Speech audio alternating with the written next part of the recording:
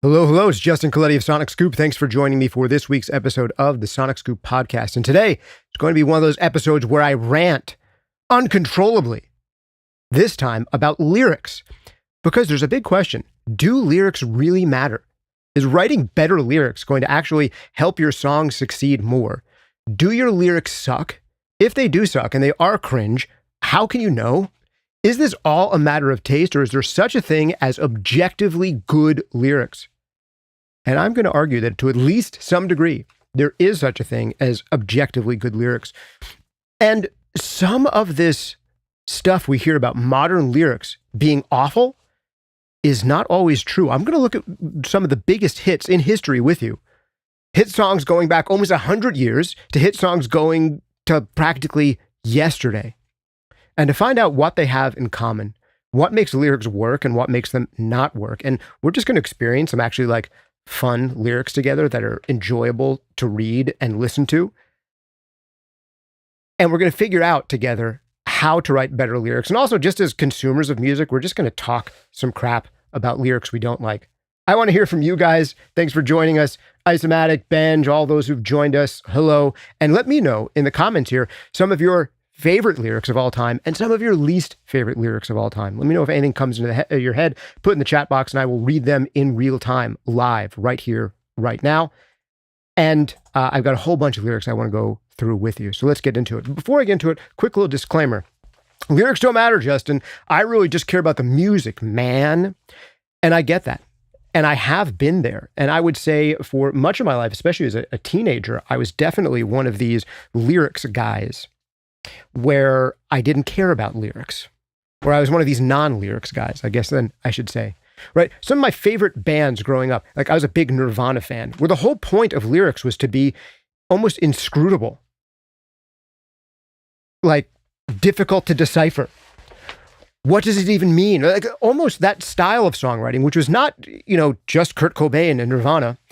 You found this in other artists. You found almost a parody of this in the band Bush. You'd see bits of this in Beck, Radiohead. There's a whole genre of lyrics that are almost about not being understood and being maybe evocative. And we'll look at three general classes of lyrics because in every song you hear, there are three major types of lyrics that you come across. And one are lyrics that are evocative. They're meant to evoke an emotion because the most important thing that we're communicating when we're using music as a means of communication is to communicate emotion. You can listen to some Tchaikovsky, you can listen to some Bach, no lyrics in there, and you can understand what emotion they're trying to convey. Add to that words that have colors and maybe images associated with them, you're conveying even more emotion, but at the same time, hiding yourself, bearing it all while hiding yourself. Why do people do this? Are there good and bad ways to do it? But there's also very literal lyrics. We're going to look at really literal, almost narrative lyrics that tell a story. And this is still one of the most dominant forms of lyric writing that you'll find in major hits today. And we'll look at how it's done well and how sometimes people who you wouldn't even expect to be doing it well are doing it well. There's also a third class of lyrics, which is just like grunts. But sometimes grunts mean a lot, man. You listen to some James Brown, there's a lot of grunting and there's a lot of species of grunting and they all mean something different. And we're going to look at some James Brown lyrics. Hey Mainsail, hey Tanner, hey to everyone else joining us. So let's get deep into it and go into the presentation I want to share with you today. Later we'll talk about, we got courses like Mixing Breakthroughs, Mastering Demystified, etc. We got sponsors like Sound Toys, etc. We'll get into that stuff later. But for right now, I want to take you through some of the lyrics, starting super old school. We're going to go back to probably the 1930s here, and then we're going to jump and fast forward to the 20s. Here's one of my favorite jazz standards from the 30s, a song called You Go to My Head. My favorite version is Billie Holiday. Frank Sinatra has also done this one. Slightly lesser known jazz standard, but I was racking my brain thinking, all right, what are some examples of really good lyrics, like well-written lyrics? One of the things that jumped to my head is, man, You Go to My Head by Billie Holiday, and its modern counterpart. Another song that's almost identical to this song that was written like 80 years later. And we'll compare how they're written. All right, so You Go to My Head. Man, sometimes just reading lyrics is a bad idea. So I'm going to like mildly intone them. Like I'm not a singer here, but I'll see if I can mildly sing them. So if you don't know the contours of the melody, here's the basics of it. You go to my head and you linger like a haunting refrain, and I find you spinning round in my brain like the bubbles in a glass of champagne. Already, this feels classy, right? We've got champagne in there, so it feels classy, but there's images in here. You go to my head and you linger like a haunting refrain. There's images there already, and you know exactly what she's talking about. And I find you spinning around in my brain like the bubbles in a glass of champagne. Immediately, you have an image in your head. And you get the idea. This is a love song about a relationship that might not be a good idea. And we'll talk in a minute about why there's so many love songs and what the alternatives to love songs are, because there are so many non-love songs whose lyrics we can look at as well. But there's lyrics in here that are, oh man, so memorable. You go to my head with a smile that makes my temperature rise. Like a summer with 1,000 Julys. You intoxicate my soul with your eyes. You go to my head with a smile that makes my temperature rise. Pardon me singing. I'm not a singer. I'm a mastering engineer. So hope I've got the basic contour of the melody right. Hopefully it works for you. So you can feel how it fits into the contour. You go to my head with a smile that makes my temperature rise. People don't write like this anymore. This is awesome. Like a summer with 1,000 Julys. This immediately means something. This song is, I think, it's a masterpiece of writing. The words here are fairly simple. Like, yeah, there's some outdated stuff in here. There's a line about, you go to my head like a sip of sparkling burgundy brew, and I find the very mention of you, like the kicker in a julep or two. Like, this is out of The Great Gatsby, right? Maybe this is aged like writing a song with a whole bunch of references to text messages in it. Because maybe in 30 years, your kids aren't doing text messages. They're just connected to each other via neural link. And it's like, oh, you guys did songs about text messages. Isn't that cute? That's like having the word julep in a song from 100 years ago. But extremely well written. And some of the other things in here is there's conflict in this song.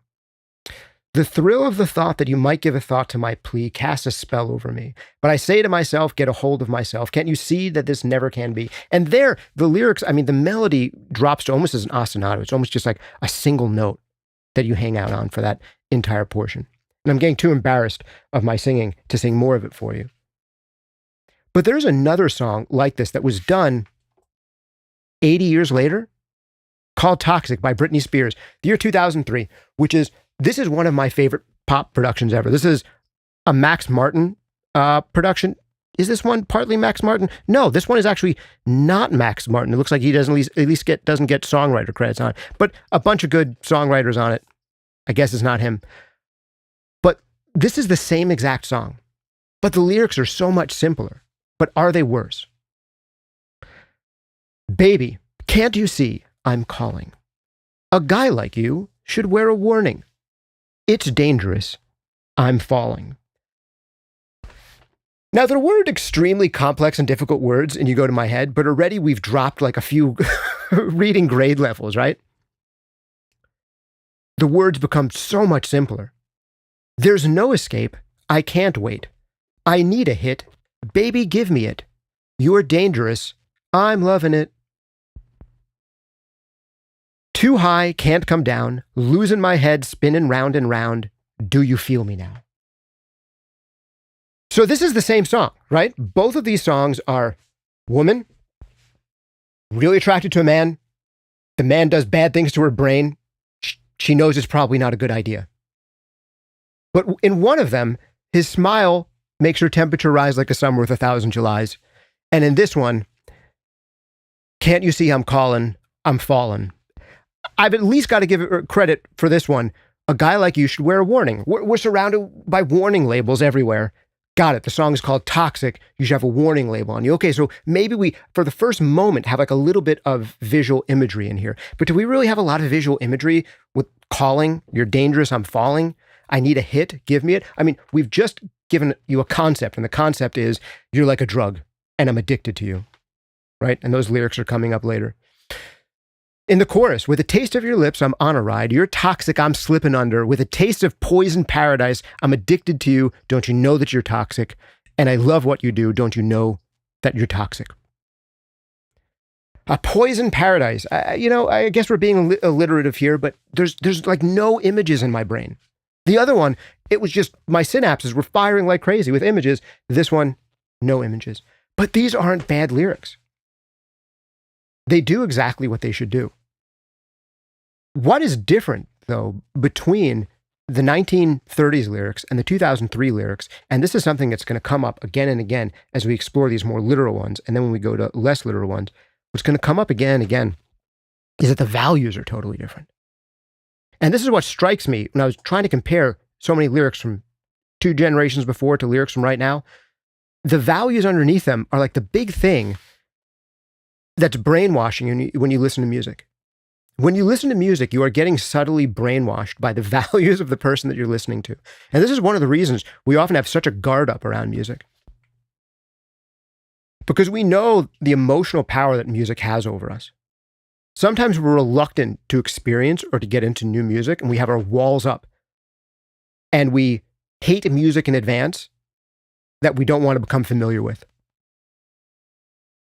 Don't even want to give it a chance. Why? Is it because it's bad? No, because we know the power that music has over us and how it allows us to like take down our walls. And all of a sudden we're being brainwashed again and again by the messaging of these pop songs. And what are they brainwashing us into thinking? And this is why I think you should care a little bit about lyrics. If you're like me and you were formed by bands like Nirvana or whoever, there are like values that you picked up subconsciously and you don't even know where they came from. And some of them may be really good and really wholesome and really awesome. And some of them may be awful and are actually like destroying your life. And you're like, wait a second, I picked up this idea from lyrics and music that I've been brainwashing myself with, and it hasn't been healthy for me.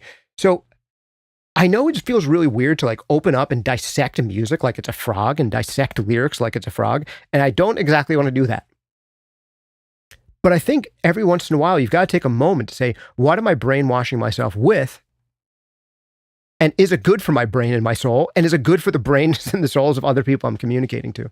So here's the big difference between You Go to My Head and Toxic. They're the same song. They're both written in a minor key. They both have a really interesting minor melody. They're both, I gotta say, Toxic is amazing production. Gorgeous harmonization, rhythmic stuff going on there. Absolutely great production. If you don't think Toxic is a good production, you're wrong. But here's the big value difference. You Go to My Head, there's all this conflict. The thrill of the thought that you might give a thought to my plea casts a spell over me. But I say to myself, get a hold of yourself. Can't you see that it never can be? I apologize for my bad falsetto. But there's this conflict between two sides of the singer saying, man, I know that you're bad for me, but I have this good part of me saying, don't let it go to your head. It's up to you ultimately whether you're going to allow this addiction to control you, whether you can stop at 2 drinks, or whether you have to keep going. And this is up to you, and it's within your control, and that's how the actual singer of the song is singing the song. She's saying, I'm certain that this heart of mine hasn't the ghost of a chance in this crazy romance. You go to my head, you go to my head, right? There's conflict in there. There's the devil and the angel on the shoulder, and she could go either way. This could also be sung by a man. It's been sung by Frank Sinatra. The Toxic is totally different. It's getting late to give you up. I took a sip from the devil's cup. Slowly, it's taking over me. Too high, I can't come down. It's in the air and it's all around. Can you feel me now? With a taste of your lips, I'm on a ride. You're toxic. I'm slipping under. With a taste of poison paradise, I'm addicted to you. Don't you know that you're toxic? And it just goes on like that again and again. Way more repetitive than the lyrics from Billie Holiday. But the big difference in values here is this one, Toxic, is like, okay, I'm just an addict. That's it. That's all there is to it. I'm an addict, full blown, full stop, done. And there's no way around our addictions. Just give into it. I know you're bad, but I'm going to do it anyway, period. Full stop. And like, you don't have that subtle push and pull in the song Toxic that you have in You Go to My Head. And that's the kind of thing that I found again and again. We'll look at other examples. Like, there isn't this questioning, this second guessing of oneself in some of these more modern pop lyrics. So much of this is just modern pop music. It's just reassuring people over their bad choices. And in many cases, for female pop singers, it's reassuring females of their own bad choices. Shake It Off, Taylor Swift. This is another great production. I think this is awesome, well put together track. But what are the lyrics to Shake It Off about? This song is an ode to vapidity. It is an ode to being completely vapid, having absolutely nothing in your brain, and making mistakes your entire life, and not taking ownership over any of them. But here's the thing. That's not what the song leads with. You don't realize it's about that until you go deeper into it. Because the chorus is fun, right? The chorus is, play is going to play, hate is going to hate, I'm going to shake it off. Woo. Awesome. What a positive song. This is great. Haters are going to hate. Players are going to play, and I'm going to shake it off. Man, that's empowering. But if you actually listen to the song and go through the full lyrics and follow the lyrics, it's kind of awful. This is about a girl who stays out too late and has nothing in her brain. That's what people say. But I keep cruising and I can't stop. I won't stop moving. It's like I got this music in my mind saying it's going to be all right. Because the hate is going to hate, play is going to play. Heartbreakers, they're going to heartbreak. But I never miss a beat. I'm lighting on my feet. And that's what they don't see. That's what they don't see. So in the beginning, at least there's this hint like, oh, people say that I stay out too late and I got nothing in my brain. They say I go on too many dates and I can't make them stay. That's what they say. But you know what the real truth is? The real truth is, yes, actually just that. All of that's true and I can dance. That's it. I swear, read the entire lyrics of the song. The value message of the song is, yeah, I'm going to spend my whole life just dancing and ignoring all of my problems. And there's a lot of dirty cheats in the world, and there's a lot of bad stuff. My ex-boyfriend brought his new girlfriend, but there's a guy over there with nice hair that I can dance with. Let's dance. Bro! In this case, sister. Dude! Like, where's the internal turmoil? Like, I want you to at least be a little bit hurt. Or like, a little bit like, am I really wasting my life away? Like, there's no tension. It's just their haters. We're going to shake it off. And I'm not saying that lyrics have to be brilliant. I just don't like lyrics that have one-dimensional characters in them. And that's what's under the hood of so many of these big pop hits, is they're one-dimensional and there's not enough conflict within the character. That's the thing that I don't love. A great example of like the opposite of this, and then we'll get into some lyrics I think are really good. But here's a song, A Man's World by James Brown. Oh man, first of all, you got to listen to Sex Machine by James Brown. The lyrics in that are get up, get on up, like a sex machine, doing it, I think those are all the lyrics. But that's all the lyrics it needs. That's not what we're here for. And in the differing grunts of James Brown, there's so much expressiveness that, you know, lyrics really aren't everything. But what are the lyrics in A Man's World? I mean, it's a dating song. Like so many songs are love songs, right? And there's songs about, so many songs are veiled songs, not just about love, but about sex. And we'll get into that in a second. But this one is like meta. This is a man's world, but it would be nothing without a woman or a girl. This is James Brown telling you the truth. No lies detected. You see, man made the cars to take us over the road. Man made the train to carry the heavy load. Man made the electric light to take us out of the dark. And man made the boat for the water, like Noah made the ark. This is a man's world, but it wouldn't be nothing without a woman or a girl. Man thinks about little baby girls and baby boys, and man makes them happy because man makes them toys. And after man makes everything he can, you know that man makes money to buy from another man. This is a man's world, but it wouldn't be nothing without a woman or a girl. I get how weird this is. Like, I'm a middle-aged white guy saying lyrics out loud, and I get how potentially lame that can be. But the idea here is still like, there's conflict and tension. Like, this is a song about being proud about being a man, but also at the same time recognizing the huge weakness that men have for women and how much power women have over men and all these huge, grand things that a man can be proud of that he's doing. Why is he doing them? Because it wouldn't be nothing without a woman or a girl. And he's put this highest value, like all of this is in service to the inspiration of femininity, right? This is a meta thing. Is this song sexist? Like, it might sound sexist to modern ears.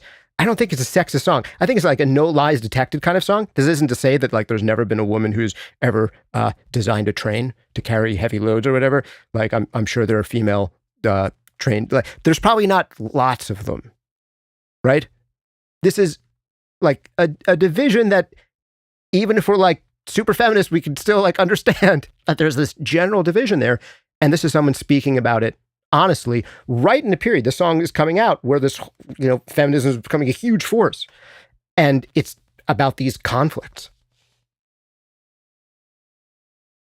And these are really simple lyrics. You don't need really super fancy lyrics to do this to people's brains. But there's tension in it. And that's the one thing I don't love about some of the modern lyrics. They're done really well in that they help carry the arrangement so well, and that they're super easy to understand, super easy to identify. They'll have catchy moments in them. But when you go under the surface, what's missing is a little bit of substance, a little bit of tension. And often, like, if you try to extract a value from them, the value is usually really crappy. Like, just ignore all your problems and dance. Just give in to being in a bad relationship and don't have any conflict over it. And just, you're an addict, there's nothing you can do, and you have no accountability or agency.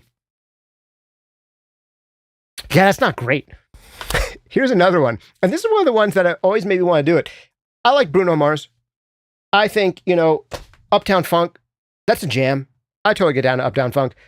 But one of the Bruno Mars songs that made me think like, man, are they even trying anymore? Is Locked Out of Heaven.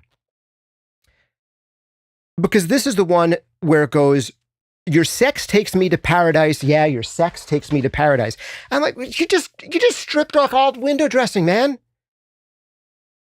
Your sex takes me to paradise? We used to at least try to veil it like a little bit. Now, I get that there's way worse lyrics than that, right? A guy recently, in one of our mixed coaching sessions, he brought up like a Megan Thee Stallion track that was basically just like, I don't know if they were lyrics or just lines from a porno movie. It was like the whole thing, right? This is 2012. A society, I guess, hadn't like degraded quite to that point. Yeah, we're in 2012. This is about, 13 years ago at this point. Man, now I'm old. But I remember this coming out and being, how old was I? I guess I had turned 30 and I was then officially old.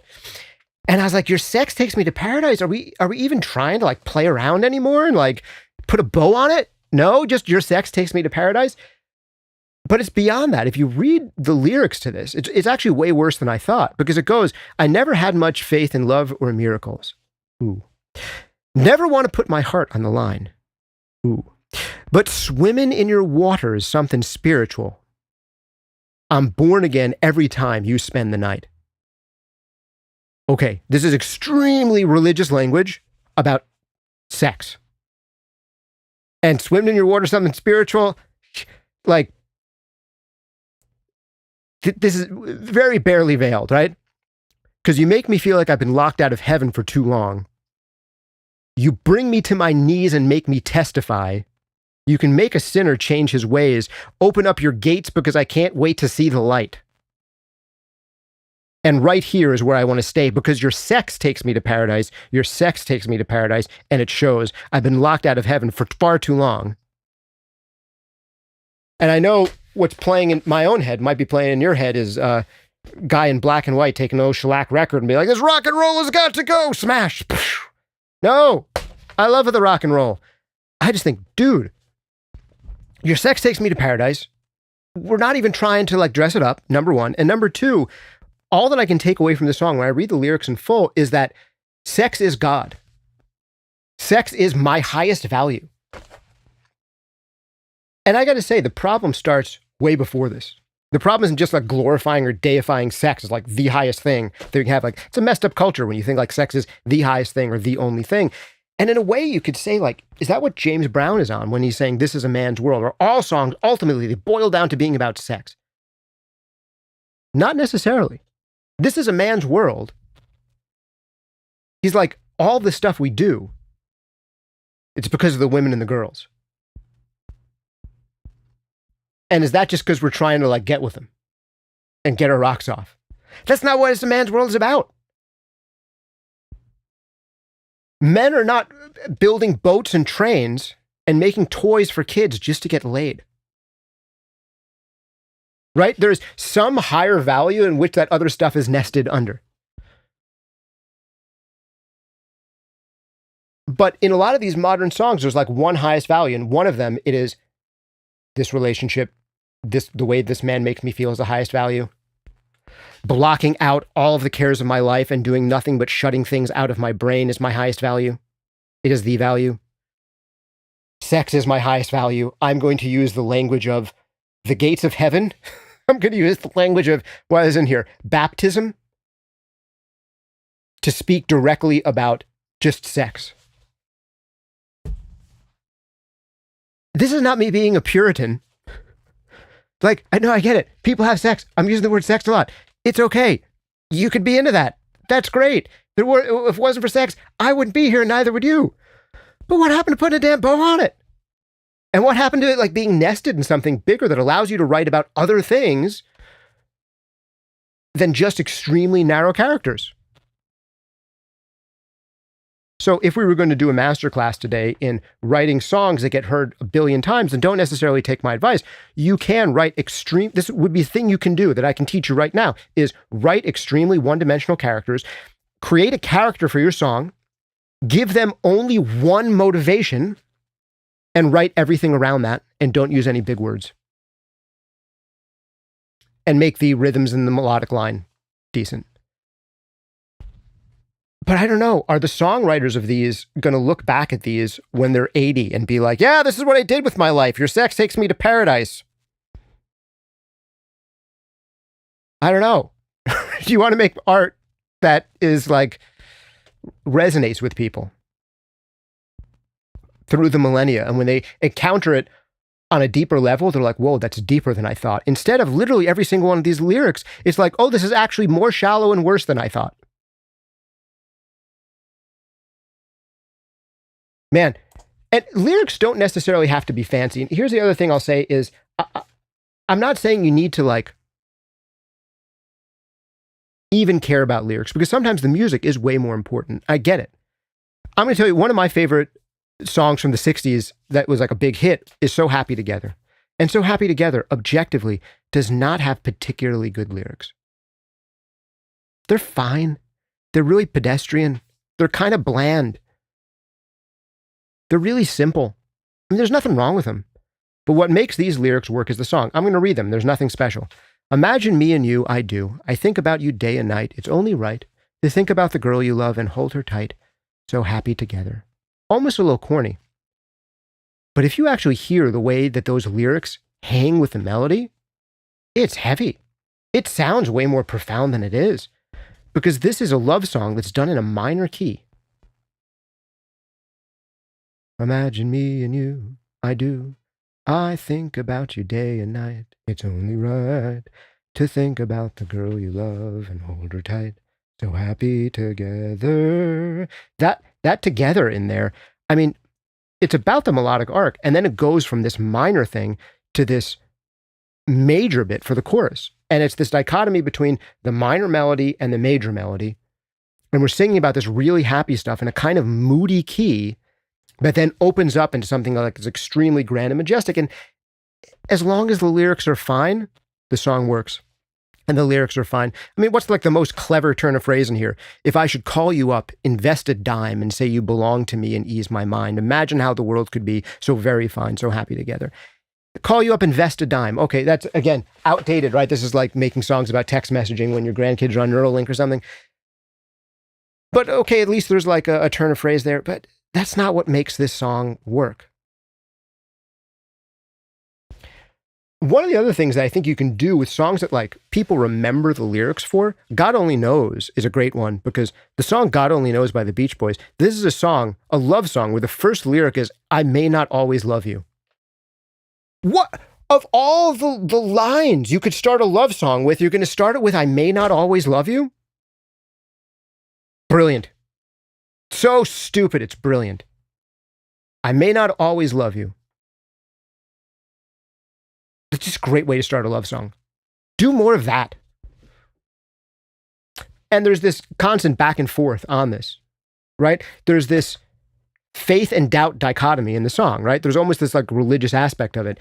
And you see this religious stuff crop up in music again and again, even when the theme isn't religious, because we're looking for within music some type of transcendence. And the lyrics should hopefully help support getting transcendence out of the music instead of detracting from it.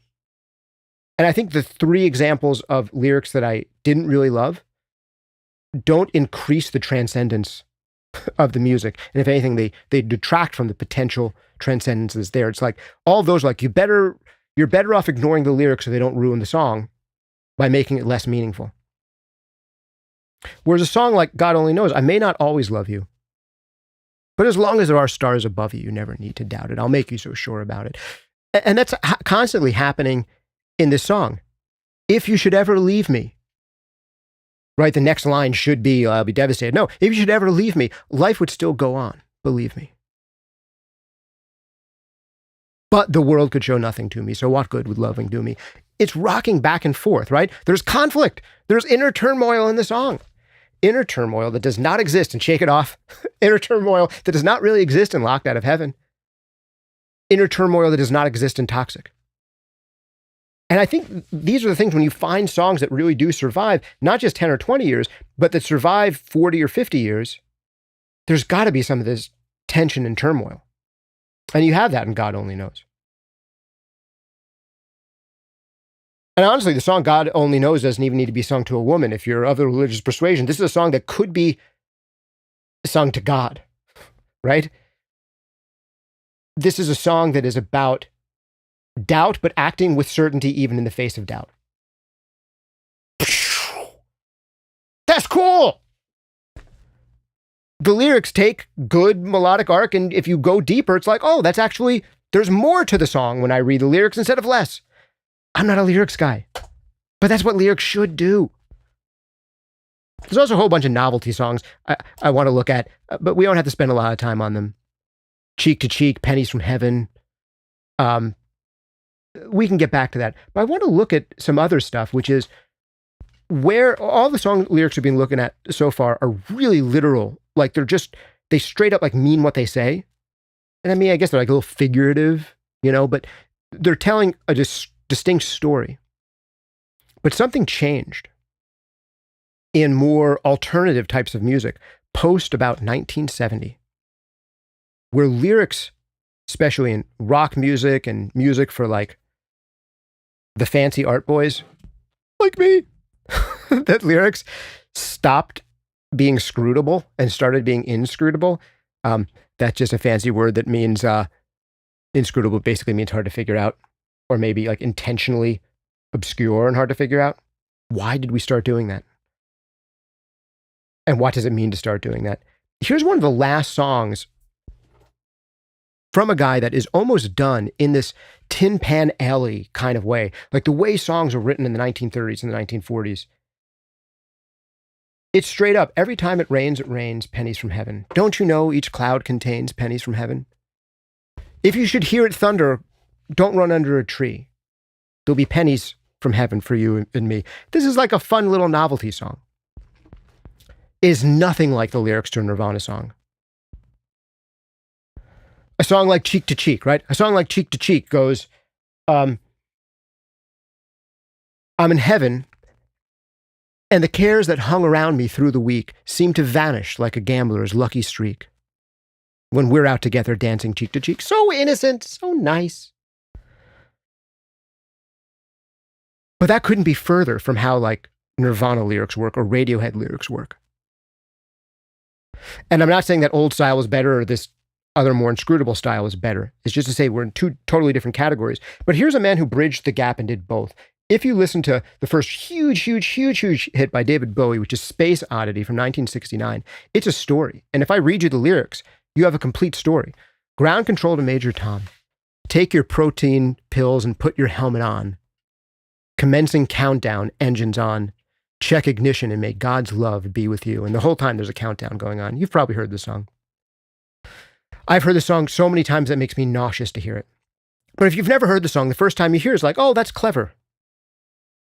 This is ground control to Major Tom. You've really made the grade, and all the papers want to know whose shirts you wear. That's great. It's objectively great. Now it's time to leave the capsule if you dare. This is Major Tom to ground control. I'm stepping through the door and I'm floating in the most peculiar way, and the stars look very different today. So you can go through all the lyrics of this yourself. This is a song that comes up as like, a well-written song. It is. There's images that pop up. A turn of phrase like the papers want to know whose shirts you wear. That's something that happens today. Like, you're really great at stuff. What sneakers do you like? This is immediately something this is resonant today, even though being in the papers and what shirts you wear isn't the specific idiom of our time. This is immediately relatable. But this is not what David Bowie is like when he goes on in his career. This great turning point, here you have 1971, you have a song like Life on Mars that starts to bridge the gap from this older style of kind of narrative, Tin Pan Alley, we're telling a story type of songwriting, to something that's more, I'm going to use the word again, inscrutable. Like, what does it even mean? And Life on Mars does both. It's a god-awful small affair to the girl with the mousy hair. Her mummy is yelling no, and her daddy has told her to go. Her friend is nowhere to be seen, and now she walks through her sunken dream to the seats with the clearest view, and she's hooked to the silver screen. But the film is a saddening bore that she's lived 10 times or more, and she gets spit in the eyes of fools as they ask her to focus on sailors fighting in a dance hall. Oh man, look at those cavemen go. It's the freakiest show. Take a look at the lawman beating up the wrong guy. Oh man! Wonder if he'll ever know he's in the best-selling show, Is There Life on Mars? This is, I probably sound a little bit like William Shatner. When I read the lyrics, should I just do a William Shatner impersonation? Would that be better? Probably. But this one, you could go through this. Okay, there's a girl with mousy hair, and there's something right now that's happening that's awful, but it's also small, mundane, because this is the kind of thing that's happened a million times. There's an argument between her mom and her dad, and she is sent off to look at a TV. And for whatever reason, what's on the TV is boring because she's lived it 10 times or more. Has she lived it 10 times or more because this is a rerun? Reruns, I don't know if they were big in the early 1970s, or is it that more dramatic things that we force ourselves into thinking are mundane, but really aren't mundane because they're messed up, are happening all the time around us. I mean, this is a song that's kind of like about childhood trauma and trying to process childhood trauma through escapism. And you have these lyrics like, it's on America's tortured brow that Mickey Mouse has grown up a cow.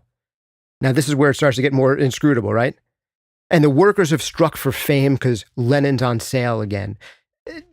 Now, are we just like throwing word salad together and we're just in the land of evocative? I don't know. There's still like this somewhat tangible link, almost there, to this could mean actual specific stuff. It's on America's tortured brow that Mickey Mouse has grown up a cow. Is that something that is supposed to be wholesome is crassly commercial?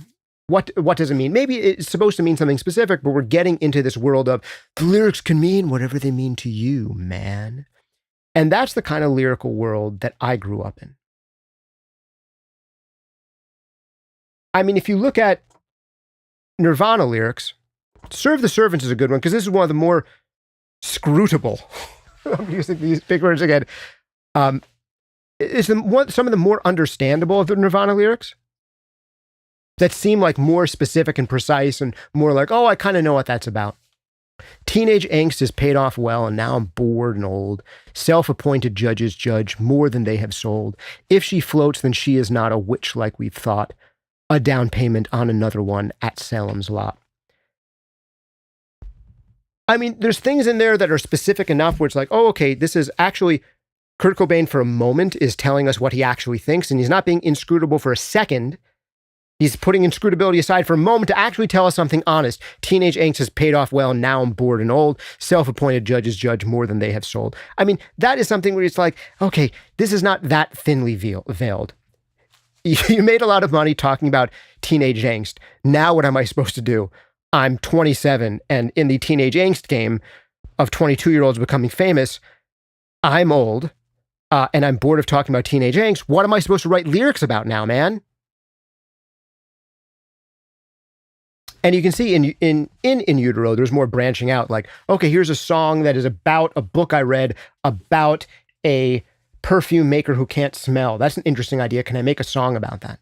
And this is someone trying to reach out of just being an angsty teenager, and I don't want to just write pop love songs. This is like a rejection of the whole idea of writing love songs, like almost all the Nirvana lyrics. Basically, almost none of them are love songs.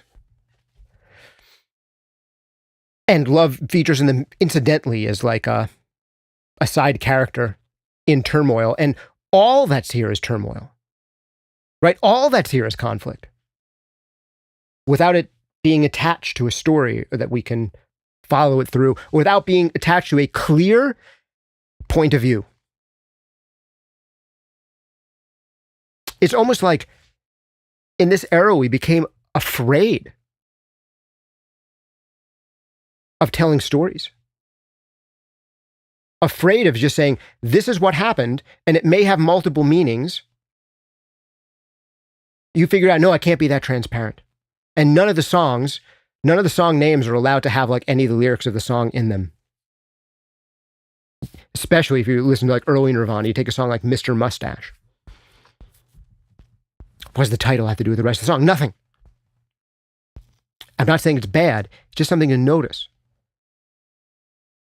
And this can potentially be done well or badly, right? Teenage angst has paid off well. Now I'm bored and old. Self-appointed judges judge more than they have sold. This is actually Kurt Cobain. I read this one as Kurt Cobain like throwing shade. This is almost like him being a rap star for a moment. Like hate is going to hate. Like, oh, okay, you're a holier than thou real artist who's going to judge my work. Okay. This is a slightly cocky line, like the way that I read it. Now, it could be read more than one way. But I think there's a little bit of that in it. And I think there's this torture in Kurt Cobain. Really weird guy. I mean, I don't mean to... I mean, we're all weird. I'm weird. That's why I identify with Nirvana so much when I was younger. But I meant, he went through like weird situations I hope you never find yourself in. I remember there being a story about him where when he got really, rich from having the success of the album Nevermind, he went out and he sold his old Volvo. He had like some Volvo and he sold it for like $800 or something. It had a broken axle, and he bought a Lexus to have like a nice car to drive around in because now he's cajillionaire, had a big hit and all that. And some of his like hipster Seattle friends made fun of him so much for selling out and criticized him so much for driving around in a Lexus that he went and sold the Lexus and bought back the old used Volvo with a broken axle so he would drive around in that. That's messed up. This story, which I've heard, if true, really means that you have sucky friends. Like, that's actually not like a good story about like how badass and down to earth you are. No, like you actually wanted a nicer car, and you were allowed your pretentious artsy friends to guilt you out of having a nicer car. Man. And now can you understand why the man doesn't want to be understood? Man, if I allow myself to be understood, if I allow myself to be like a normal human being that people can judge, they're going to judge me, and they're going to judge me hard, and it hurts and it's uncomfortable. So let me hide behind inscrutability. But some of these lyrics, I mean, resonate so well, even if they're not about something specific. Here's a lyric for people of my generation. Serve the servants, that legendary divorce was such a bore. Or the I tried hard to have a father, but instead I had a dad. Those are heavy. And those are some of the more specific ones hit the hardest, where it's like, oh, that's very, very specific. It's still a little bit inscrutable because which one's the father and which one's the dad? Like, we have to willfully suspend our rationality to say, actually, you haven't really said anything by saying, I tried hard to have a father, but instead I had a dad. You didn't like define what the difference between a father and a dad is. Like, which one of the two is biological versus like a mantle we take on willingly through sacrifice. Like, that's not in there. You just have to be like, oh yeah, I don't know specifically what you mean, but I get what you mean anyway. Cool. Yeah, you're allowed to do that. You don't have to overthink all these lyrics. And with that said, I mean, if you did, you could make a lyric that is potentially even more lasting. Like if you tried a bunch of different iterations of that. And you were really clear with yourself on what you're actually trying to express. And you actually did like this inner work. And you're like, now I know what to express and I'm going to say it plainly and precisely, but beautifully in a way that's evocative.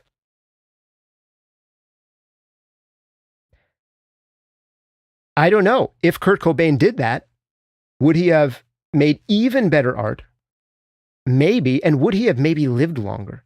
Because of the self-work you would have to do to say, okay, some of these things that I'm going to say are difficult and people will judge me for them, but I'm going to say them anyway. And when I read Kurt Cobain lyrics, do I get the feeling that I'm listening to someone who is really comfortable and confident enough in his own skin to say, this is who I am, I'm a vulnerable human being, and you're going to judge me for the things that I believe, or the things that I know to be true, or the values that I have, and I'm going to say them anyway.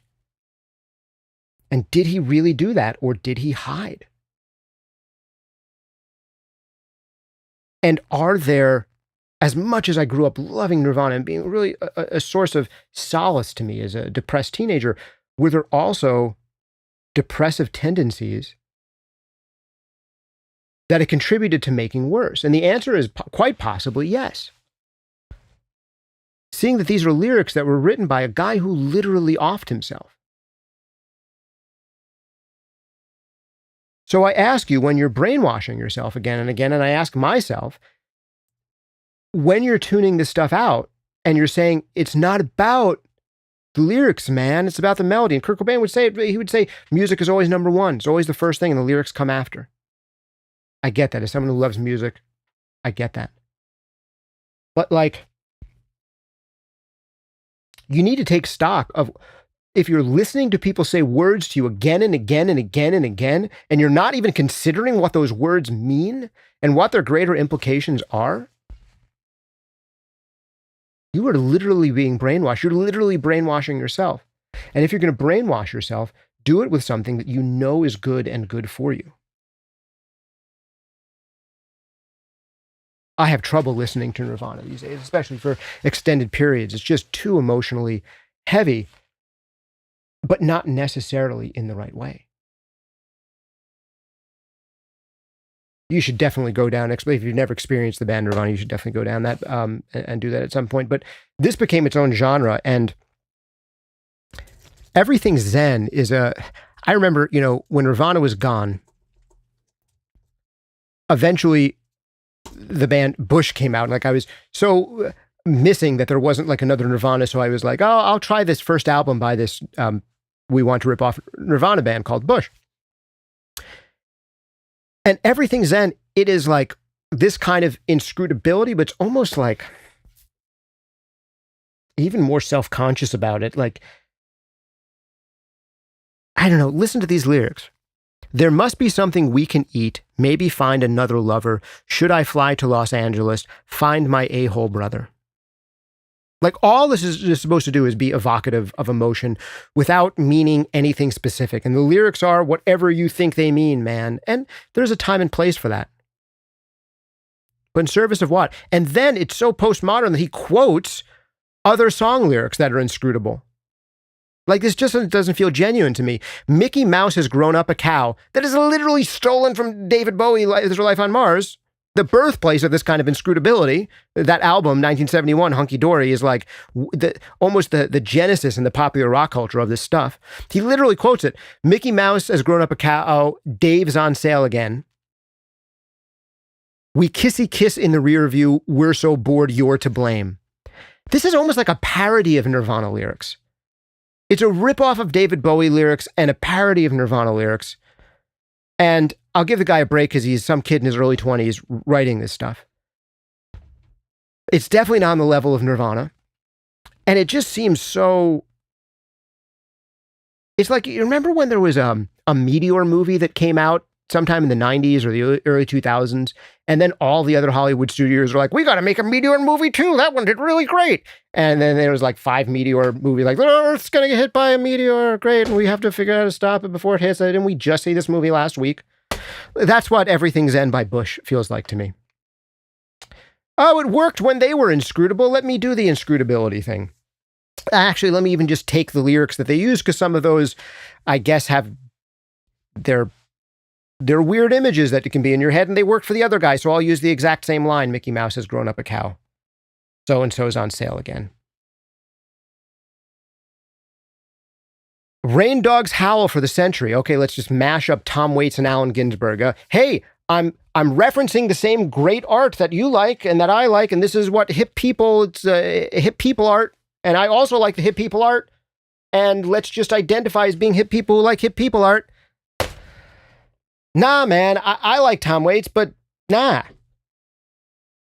As you search for your demigod and you fake with a saint, it's like, it just doesn't even mean anything.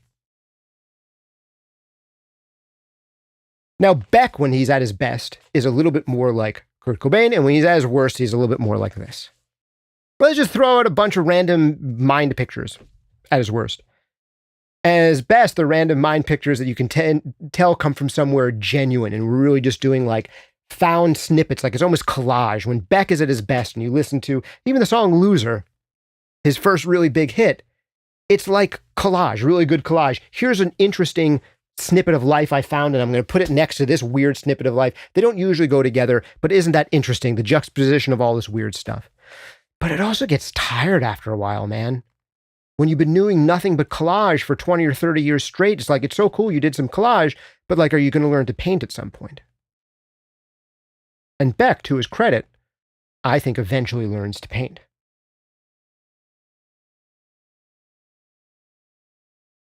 And he's had good and bad periods in his career when it comes to lyrics.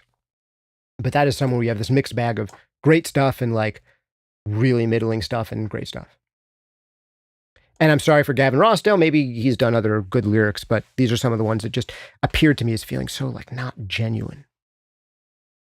Just making me hate them. But I just want to go back to this idea of giving people license to, even if you want to be evocative, to also tell stories. And you can put pictures in people's heads and have something concrete for things to be about. And it's okay that you can try to write lyrics that are good and fail at it. It's less safe and harder to do. One song that really stuck out to me, just because the melody got put in, I was going up a spiral staircase, and I thought of the song If I Were a Rich Man from Fiddler on the Roof. This is an objectively well-written song. It is objectively good. If you think that the lyrics to If I Were a Rich Man from Fiddler on the Roof aren't good, then you're wrong. Like, you don't have to like it. Doesn't have to be your taste. You don't have to like musical theater. I'm not a big musical theater guy. But if you think that the lyrics aren't good, you're wrong. It's kind of like if I said, I'm not a big Steely Dan fan.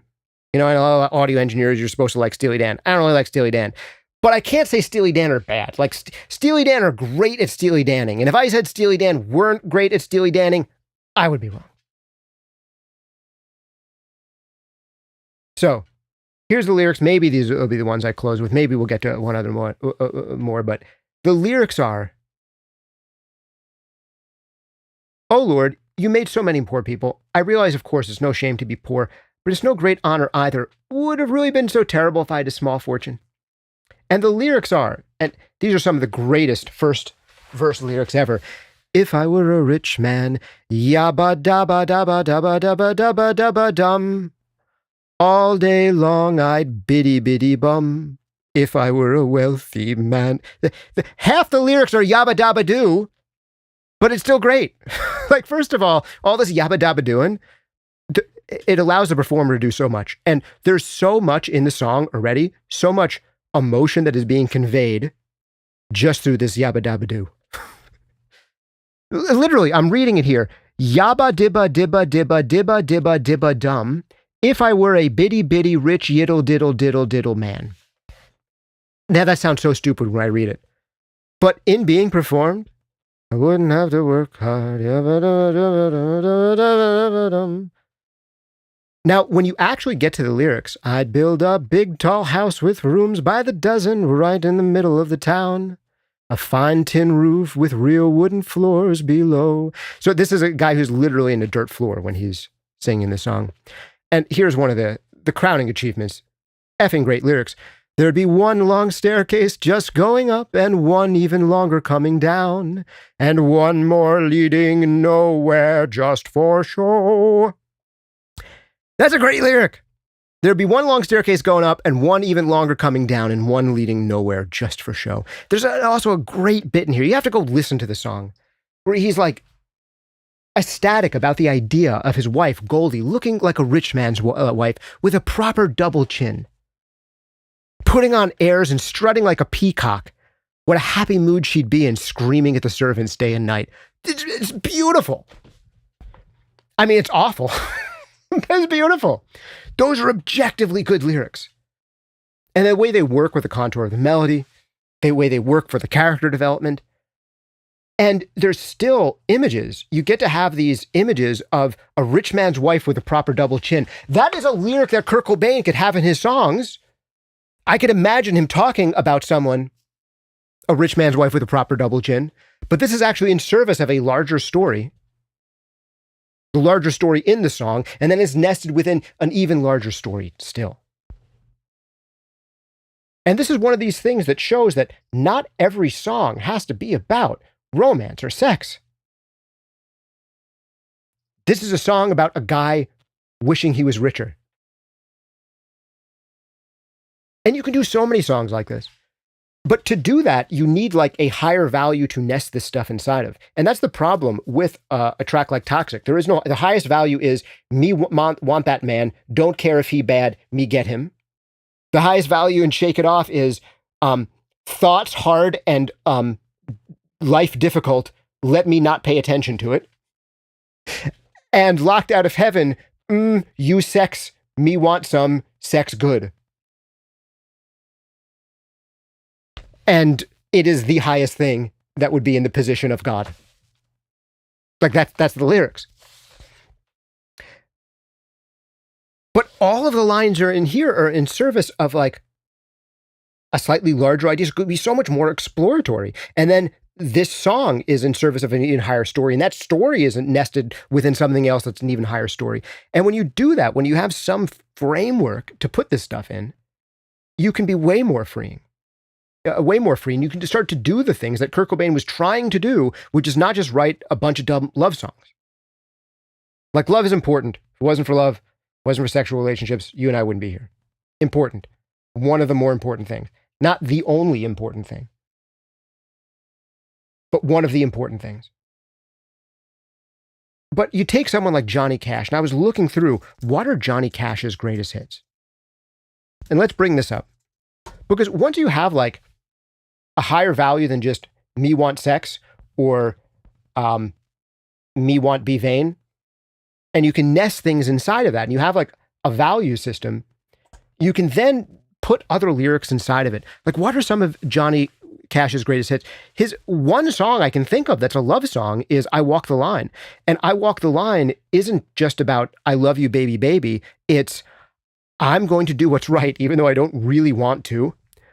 I actually don't want to do the things that I should do to lead a decent life, but I'm going to do them because I love you. That's what I Walk the Line is about. And that's the closest thing he has to a love song. You have songs like Folsom Prison Blues. I mean, that's so far from a love song. It's just someone in prison just commiserating over his life. Even in his choice of a cover, A Man in Black, this is not a simple love song. Even if you go with songs that are covers, like Hurt is not a basic love song. A Boy Named Sue, brilliant song. That one's by Shel Silverstein. For those who don't know, the guy who did Light in the Attic and The Giving Tree and all that stuff. A Boy Named Sue. If you have never heard the song, go listen to Boy Named Sue right now. I don't know what you're doing with your life if you haven't heard A Boy Named Sue. This is a song about a rough and tumble guy who names his son Sue so that when his son grows up, he'll be tough because people will make fun of him his whole life. And he knows he won't be there to make his son tough. So he's going to name him Sue so he gets picked on so he can grow up to be as tough as him. And then this boy named Sue meets his dad in a bar. And they try to kill each other. And it's a great song. And it's funny. And it's well written. And it's just awesome. But Johnny Cash has credits on so many of these lyrics, and so few of them are about love songs. And he has this, he's an interesting guy because he's, this bad boy kind of figure because he is like a drug addict his entire life. At the same time, he's also a presumably devout Christian, but like, I guess also kind of not because of the whole drug addict and thing and the whole having affairs thing. And there's this rocking back and forth between that. Like there's tension within this man's life. But he has this higher value system that presumably nests other things. And even if he's really bad at his own value system, and like which ones of us aren't, but that allows there to be all of these songs.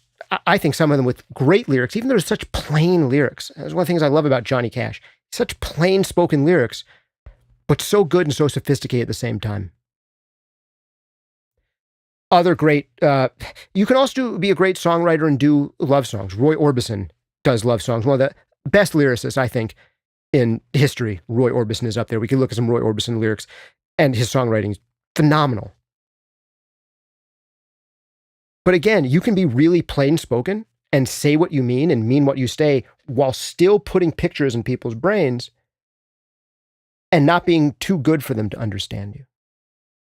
And I'm not saying you shouldn't do what David Bowie does, and you shouldn't do what Kurt Cobain does or did. But if you've only been doing one, try the other and just see how hard it is to make the other one work well. Anyway, today I don't really have a point for you. This was an exploratory episode because I'm kind of in vacation mode and I just came back from vacation. And I just wanted to rant about something for an hour and explore lyrics I actually genuinely like and share some of my ideas with you. I hope some of this was interesting. I hope some of it was useful. I don't know if it's going to make you a better lyricist, but hopefully it wasn't a bad way to spend an hour musing on the ideas of art and meaning and maybe your own experience with lyrics throughout your life. I'm going to read through some of the comments and see if any people want to add something here. MC78 says, this is a man's world, not an AI world. I agree with you. The Kind City says, I love your way of framing it. Good lyrics support the effort to get transcendence out of them. Yes, I just came up with that on the spot here, but hopefully that was the big takeaway. If you can come out with it, is that even if you don't think lyrics are the most important thing and the music is more important, I should get more meaning having gone into them than less. And I think one of the reasons that we become not lyrics people is because lyrics have burned us. And we saw a song we loved and we read into it further and we were like, it's actually worse now that I know what the lyrics are. It's less good. Or maybe we had the experience of being forced to sit through English class in high school or middle school, and we're hearing someone who we can't relate to at all trying to decipher the symbolism in some book we didn't even read. And we're like, this is dumb, and I don't like anything that resembles this. So I don't ever want to analyze or look at lyrics. Martin says, lyrics are not the first thing I hear. It's always the music first. And I don't even know the words fully Maybe the hooks stick with me vocal-wise. Yes, agreed. And that's the danger of lyrics, because the music invites you in, and it puts you at ease, and it takes down your defenses, and it opens you up emotionally. And then what messages are you giving yourself repeatedly? And if it's like genuinely a bad message, even because we have like a negative character, like it is a anti-hero character, like if you're watching a movie with an anti-hero, like Tony Soprano or Underwood from, what was that show called before they canceled him? Oh man, such a good one. The first few seasons, the political one where he becomes president. I'm spacing. Been like erased from people's memories because what's his face, Kevin Spacey, got canceled. But yeah, if you're watching a show with an anti-hero, like you should take just like a moment to reflect that this isn't actually the person I want to be.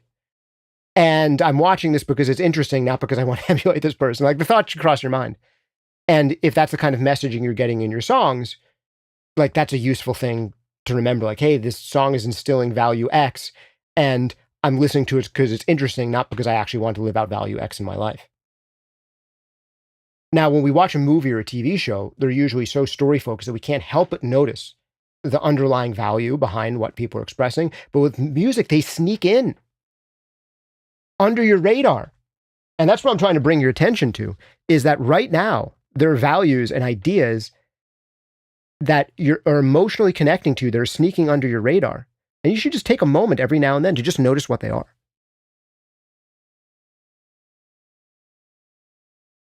Chocolate and Cheese says, I usually only focus on lyrics when there's a great vocalist behind them. Yeah, and honestly, sometimes a great lyricist can take a mediocre lyric and make it amazing. Sometimes a great arrangement can take a mediocre lyric and make it amazing. Because honestly, if the lyrics are toxic, they're fine, but a great arrangement makes them amazing. Billie Holiday, some of her lyrics, like there's some of the more famous songs, like All of Me by Billie Holiday, the lyrics are a little bit more pedestrian and kind of But her singing of them, you feel every word of them because she's so damn good.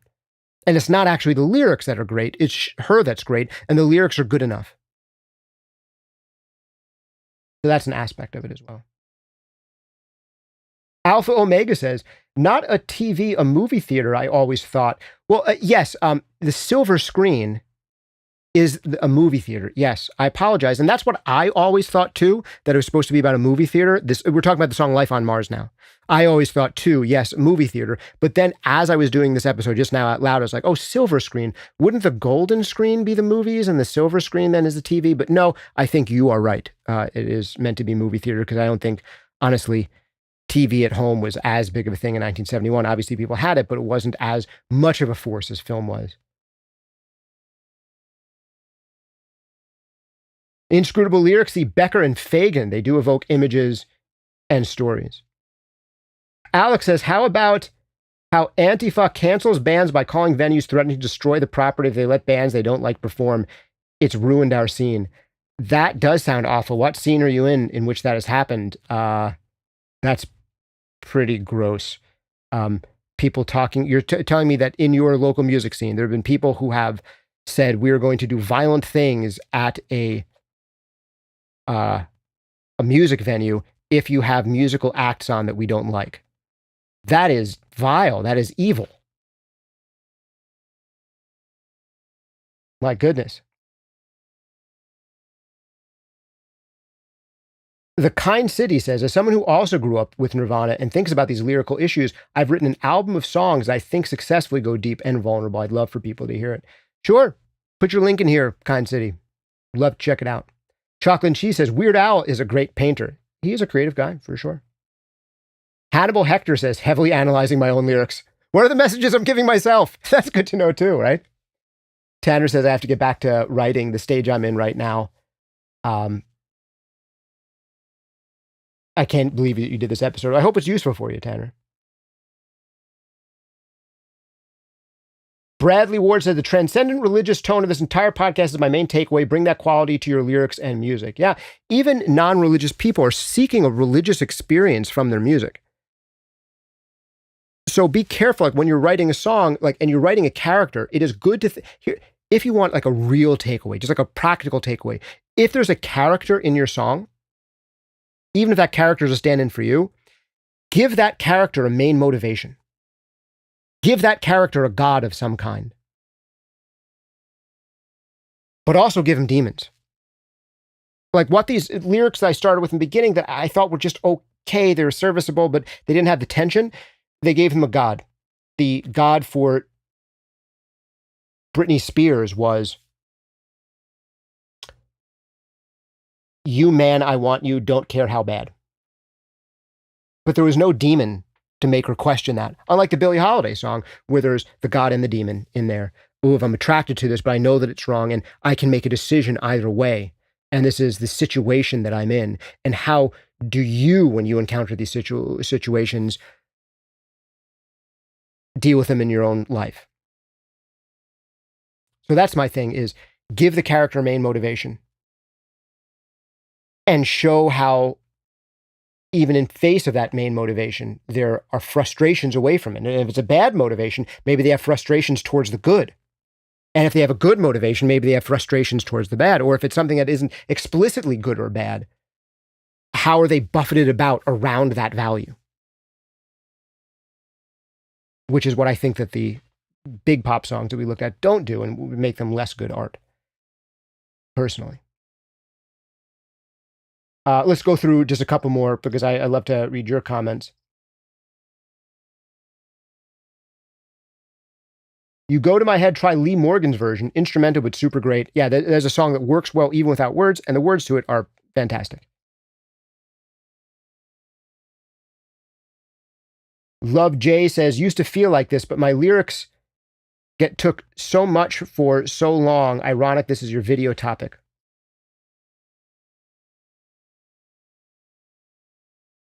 And Isomatic writes in, I usually pay attention to the instrumental instead of the lyrics, and I can't help it. I think I can work on improving my lyric listening.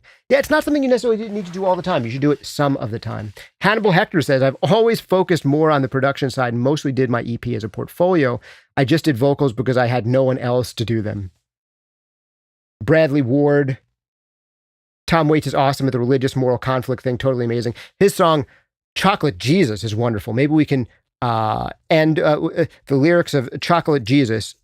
I could understand how this would be like offensive if you are religious, but I think the interesting thing about Chocolate Jesus by Tom Waits is that it's him as not a religious person feeling conflicted about actually religious people taking their own religion too lightly. And I think the story behind Chocolate Jesus is that it was his father-in-law who had this idea for candies that would have like gospel phrases written on them, and they were called testaments because they were like little mint candies. And he's like, what's next? Chocolate Jesus? And then there's this mashing together of things in our mind, right? Like and he's not explicit about all this in the lyrics, but there's this idea of Easter is theoretically for Christians is the most holy holiday, right? And also it's pretty much replaced in mainstream culture of the time of Tom Waits and our time today by the Easter Bunny and by commercialism and by chocolates and candy. So you have these lyrics that, without saying that, like, that's what's going on in our culture, says so much about, like, that's what's going on in our culture without saying it explicitly. And these are brilliantly done evocative lyrics that, without the artist even knowing what he's saying, is saying something somewhat specific through the evocative, non-specific frame. We got to listen to these lyrics. Well, I don't go to church on Sunday. I don't get on my knees to pray. I don't memorize books of the Bible. I got my own special way. I know that Jesus loves me, maybe just a little bit more. I fall down on my knees every Sunday at Zerelda's Lee's candy store. Well, it's got to be a chocolate Jesus. It makes me feel good inside. Got to be chocolate Jesus to keep me satisfied. And then the best part, well, I don't want no Abba Zaba. I don't want no almond joy. There ain't nothing better suitable for this boy. It's the only thing that can pick me up better than a cup of gold. See, only a chocolate Jesus can satisfy my soul. When the weather gets rough and it's whiskey in the shade, it's best to wrap your Savior up in cellophane. He flows like the big muddy, but that's okay. Pour him over ice cream for a nice parfait. That is so good. Well, it's got to be chocolate Jesus, good enough for me. Got to be chocolate Jesus, it's good enough for me. It's got to be chocolate Jesus, makes me feel so good inside. Got to be chocolate Jesus to keep me satisfied. That is wonderful. And I could see if someone was religious and Christian listening to these lyrics and say, this is making a mockery of my religion. How dare you? But I don't see that. I see this as being, you should be, if you are really religious, you should be just as up in arms about this. And you should be like, oh, he's speaking the truth. That's what we're doing with this. I could see someone who is like a really devoted believer, if they were to get into like the critique of this song, that they would say, yes, Tom Waits, you're right. Thank you for saying it, because none of us were saying it. And on the other hand, you don't even have to be religious, and you can take this from a totally secular perspective, and you could say to yourself, I'm not a religious person, but I know what you mean. You know, I'm looking, there's something I'm hungry for that can never be satisfied. There's something like that which was in religion. I'm trying to find it, and I can't find it anywhere. And every once in a while, I consume something that seems to fill that hole that is empty. And it's something like hedonism. It's something like a physical pleasure. It's something like all that I have is materialism. And I have to look for that divinity and transcendence in just these material things. And you don't need to think about it that deeply and say all these things to yourself. But those are good lyrics because they can make you think all of that without having to think it out loud. So yes, Chocolate Jesus is one of my favorite songs ever written. And it is possibly the epitome of great lyric writing. And I can't believe that I didn't lead with Chocolate Jesus. But that's how we're going to end it. Thank you guys for joining me for this week's episode of the SonicScoop podcast. If you've enjoyed me ranting about lyrics for an hour, you're absolutely crazy, and I don't know if I want to even know you. Actually, I do want to know you. You're awesome that you made it this far, listening to me rant about lyrics for more than an hour, and I love you, and I'm glad that we had this time together. Like, I would probably get along with you if you could, like, how could you even stand to listen to me talk about lyrics for an hour and a half? But I want to tell you something. If you have gotten this far, please give a like, subscribe, hit the notifications bell, give a 5-star rating and review on the podcast, because it really does help support your boy, and make me be able to do more ranting. So please do that if you like this randy episode. I think this is going to be one of those episodes that isn't my most popular, but the super fans are going to love it. I also want to tell you that if you want to support this podcast, the best way you can support it is by checking out one of our great full-length courses like Mixing Breakthroughs, Mastering Demystified, Compression Breakthroughs, EQ Breakthroughs. If you want to hear me not just rant, but like actually know what I'm talking about something where I know what I'm talking about, and I can actually help you get better at doing something in really concrete and specific ways that isn't me just musing and shaking my fist at the clouds, Mixing Breakthroughs will change the way that you work forever for the better, guaranteed or your money back. It's the most useful thing that I've ever done. If you don't disagree, you just ask for your money back and support gives you your money back. I don't even need to hear about it. Try it. It'll change your life. I love it. I wish I had this course when I was starting the mix. Also, not just for starting the mix, it's for breaking through. If you're kind of especially at the late beginner, early intermediate, can't break through to really good stage, Mixing Breakthroughs will change your life. You can also check out Compression Breakthroughs, EQ Breakthroughs, Mastering Demystified, all guaranteed to change the way you work forever for the better or your money back. Also, big shout out and thanks to Sound Toys, making some of my favorite creative mixing effects in the known universe. Try out anything that they make for free for 30 days over at soundtoys.com. Absolutely love their stuff. They have plugins that are like the Chocolate Jesus of plugins. So go check them out. Thanks again for hanging out with me for this week's episode of the SonicScoop podcast. This has been Justin Colletti of SonicScoop. See you next time.